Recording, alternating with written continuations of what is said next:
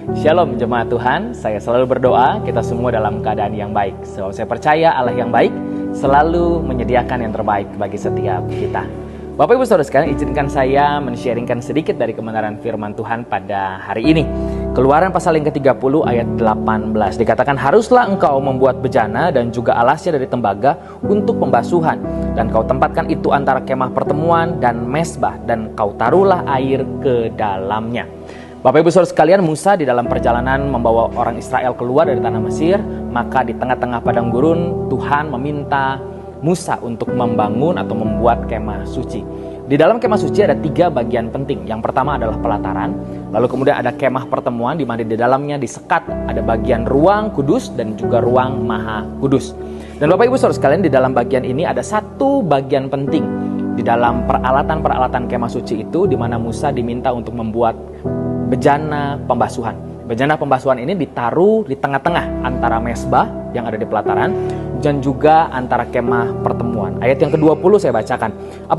Apabila mereka masuk ke dalam kemah pertemuan, haruslah mereka membasuh tangan dan kaki dengan air supaya mereka jangan mati. Demikian juga apabila mereka datang ke mesbah itu untuk menyelenggarakan kebaktian dan untuk membakar korban api-apian bagi Tuhan.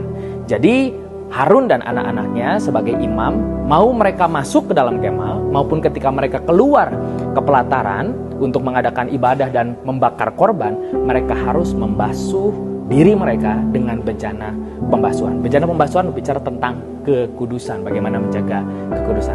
Seringkali kita hanya berfokus kepada menjaga kekudusan saat kita mau datang kepada Tuhan, saat kita mau beribadah. Tapi dari bagian ini kita tahu bahwa ketika kita datang maupun saat kita keluar, kita perlu ada dalam keadaan yang kudus. Sebab di dalam Ibrani pasal yang ke-12 ayat 14 dikatakan, berusahalah hidup damai dengan semua orang dan kejarlah kekudusan. Sebab tanpa kekudusan tidak seorang pun akan melihat Tuhan.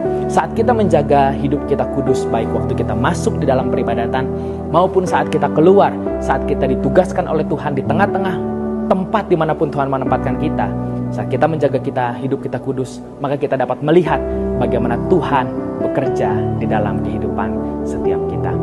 Oleh sebab itu, mari mengandalkan Roh Kudus untuk kita dapat menjaga kekudusan hidup kita, supaya apa yang baik yang Tuhan telah sediakan dapat digenapi di dalam kehidupan setiap kita. Tuhan Yesus menyertai setiap kita.